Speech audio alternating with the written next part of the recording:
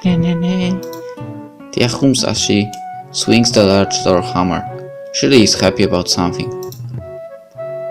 There is a short pause before the door opens just a bit, and the maid is looking out at us, with a nervous face.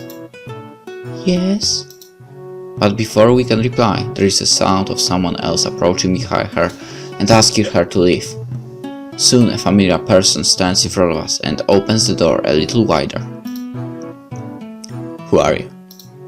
He gives us all a suspicious look. Oh, you are the owner of this place? Tia eyes him curiously. He steps back, not very enthusiastic about the attention. I realize that I don't even know his name. Yeah, how can I help you? And again, who are you? Why is your servant so upset about visitors?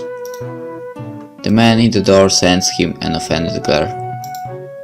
I only have very few servants and they are busy. Now please.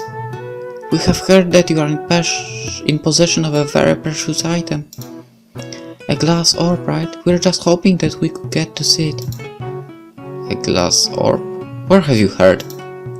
Suddenly he looks at me and freezes mid-sentence. He looks like he recognizes me from that day when he was attacked by the demon, and he's not very thrilled by this. I don't have such a thing. Oh, but you had one. I don't know what you're talking about, and I don't want anything to do with it. Now please leave.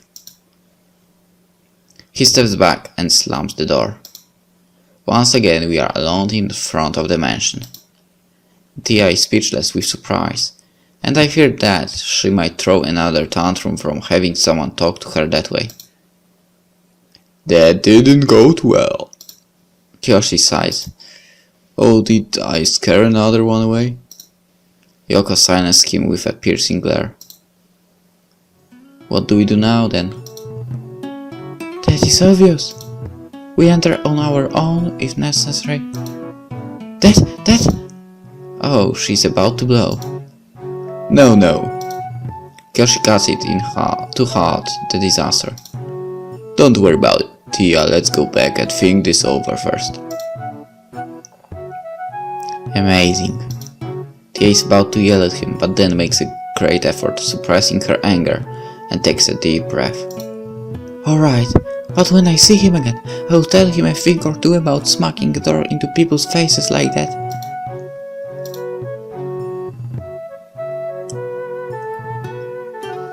We leave the front door and find ourselves in between the trees of the forest again. So, what do we do now? I repeat my question. I say we go back and force our way in. We don't have time for this. You'll just smash in that big door with your super strength. Oh, shut up! I would like to see you come up with something better for a change. Come on, you shouldn't be fighting. I try to tone down. Tia glares at Nate and he sticks his tongue out in reply. Kyoshi just sighs somewhere in the background. I still vote for sneaking in. Yoko speaks calmly, ignoring the childish display in front of her. Sneak? Yeah, he's obviously hiding something. Probably because he's frightened by what happened to him before when he met the demon. And if he won't tell us, then I say we find out ourselves. Tia thinks about this for a second, and then her face lights up once again. That is a great idea, Yoko. I could even use my orb to disguise myself again. I could be a maid. I'd fit right in. No. Eh? Why? As if fighting to stay calm and composed, Yoko cleans her brows in an annoyed manner. The only point in disguising yourself this time would be if you could make yourself invisible. There's no way he would fall for something so stupid. Besides, you're the only one capable of doing that in the first place. Yeah, whatever. I guess there is no way you would let me do it alone. No. The place does seem rather large, but aren't we too many to go in unnoticed?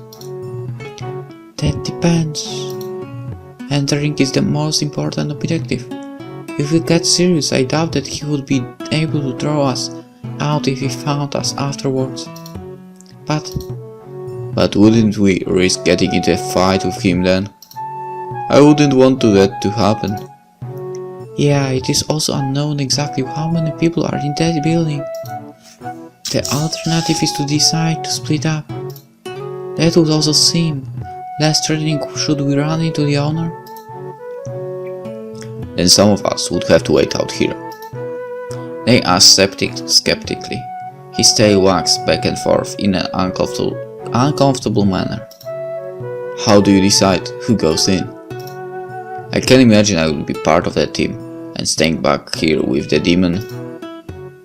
He jumps to Kyoshi's side and grabs hold of his sleeve with a big grin. Kyoshi stays out here. Huh? I'm going in. Tia says this promptly. I realize she's looking at me intently. And Kevin is going too. We may need him for whatever we find in there. Sure. I just go with the flow with no time to really think about what I'm agreeing to. I'm going in too. You two stay out here. Then, if you get into any trouble. Kyoshi nods. I'll let you know. We'll be careful. Staying guard out here is probably a good idea to make sure that nothing unpleasant follows you in. Huh? Guard? Too late, Nate realized that he's still on the losing team. That is a good idea! Do you have an idea as to how to enter? Yeah, I took a look around the area earlier and found a possible alternate route into the mansion. Tia sighs. Ready for anything as usual, aren't you? When do we enter? I suddenly feel a little nervous and excited at the same time. They are talking about sneaking in, but basically this is breaking it in, isn't it? Besides, I live around here. Wouldn't do me any good if I got caught. And all of this was misunderstood. I could imagine myself trying to explain everything. Don't worry, I was doing this to help retrieve a glass orb, whose magical power somehow jumped inside me a while back. At the same time, this is a little fun. I have never experienced anything like this before, and feels safe being together with these strange people who act so naturally even under those circumstances. I feel just a little bit more courageous than usual. If everything goes well from now on, I would like to wait until it starts getting dark, but I'm not sure we have that much time. I don't think so. That demon could return any minute, and I do not know if the orb's effect on you will last forever, Kevin. What happens if it doesn't? No clue. Maybe it will just disappear on its own. But maybe there are even risks that you can be hurt in the process. Such powers are not meant to be held in a fragile human's body. It most likely won't be able to take the strain for too long. And you say that with a straight face. She shrugs through a carefree smile. Sacrifice yourself for the cause. Remember, it's all for the greater good, right? I tell myself she's just trying to lighten up the mood, but in reality, I'm not really sure. You guys look wrong. Is there a chance you could just defeat this demon? They hesitate as they think this over. This is not a low-class demon. He's very dangerous. You were right earlier. Taking care of things without engaging in a serious battle would be best after all. We should probably act soon then. We'll wait for a short while longer to make sure things are calm.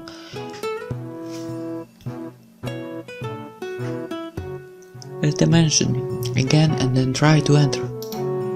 Hopefully, there are very few inhabitants, then it won't be that difficult even in daylight. Yoko looks straight at me now. His dark eyes are very serious. Are you up for this? Do I have a choice? I nod. This will be it, I guess. Although I don't really understand everything going on, I feel that this will somehow decide the outcome of all of this.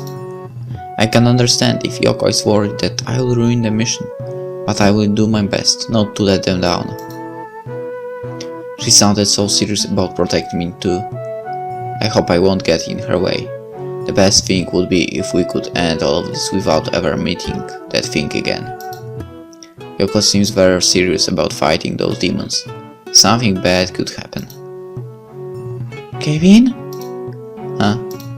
The eye is looking at me again, smiling. What is wrong? You look so serious all of a sudden. That is strange. You usually just look clueless or scared. Hey, what? I'm just saying you're acting out of character. She shrugs matter-of-factly. Something must be on her mind. I feel very insulted. You know me that well already. She smiles self-consciously as she responds. You're a simple person. It doesn't take more than a few glances to figure you out. And you're that much different? Of course. If you mean it turns for being snobby and narrow-minded, then yes. As if struck by lightning, Tia's face freezes with that comment. What are you talking about? She's truly angry now. How dare you? See, I knew you would start yelling if I said something like that, which means you are just as predictable as I am. Tia blinks for a moment and then just stares at me expressionlessly. I regret my words that maybe I went too far after all. But then she sighs and relaxes a little. Fine, I will let it pass this time. Phew, I'm safe. So there's still a little time before we go. You can relax for a while. I look around me. Kyoshi is sitting underneath a tree. His eyes closed as if he doesn't even notice that we're all here, despite the yelling. Nate is standing there as well, fiddling with something. Looks like he's trying to do something with a straw of grass.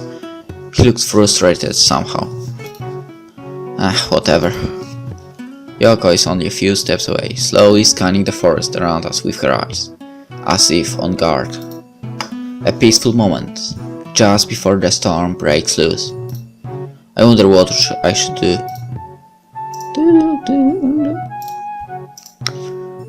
Wait, talk to Yoko. I decide to talk to Yoko and listen to whatever plan she has in mind, only to realize that she's not standing there anymore.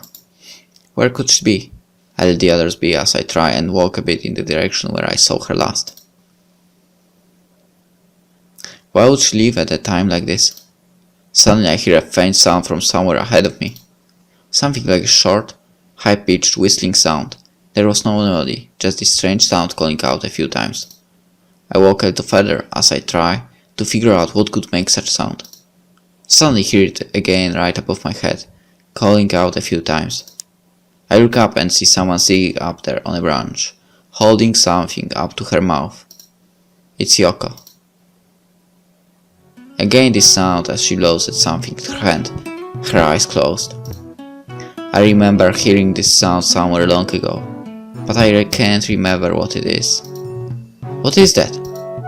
Finally she opens her eyes and looks down at me. She doesn't look surprised at all. Something tells me she probably knew all along that I was coming. Was she perhaps playing around with me?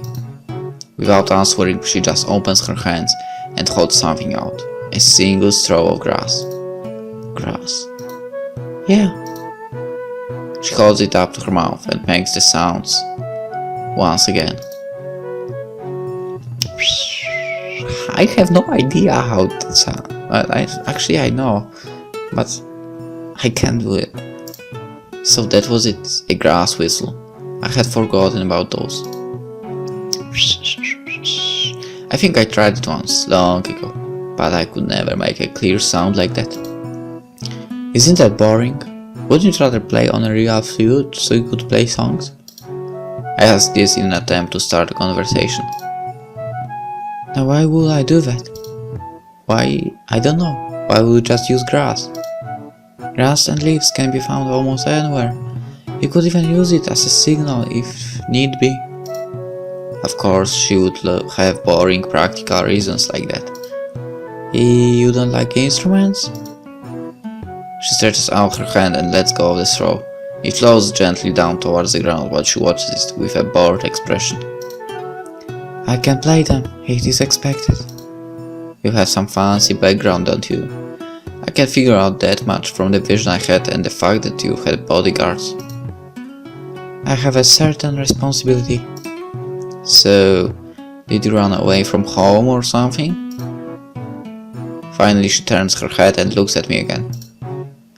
No, I'm on a mission. Oh, this orb hunting business is a mission. In a way, the objective has changed somewhat. I guess that's as close as I can get to a clear answer right now. Her face is almost without emotion as she watches me. I wonder if she ever finds it necessary to smile. I'd like to see that. You in a fancy dress and everything. It's hard to imagine when I only know you like this. A dress? She looks puzzled by these unexpected turns of our conversation. Then she considers this a little. Dresses are impractical. You can't move very well in them. I just knew you would say something like that. I don't intend on saying anything else just to make myself seem more interesting to you.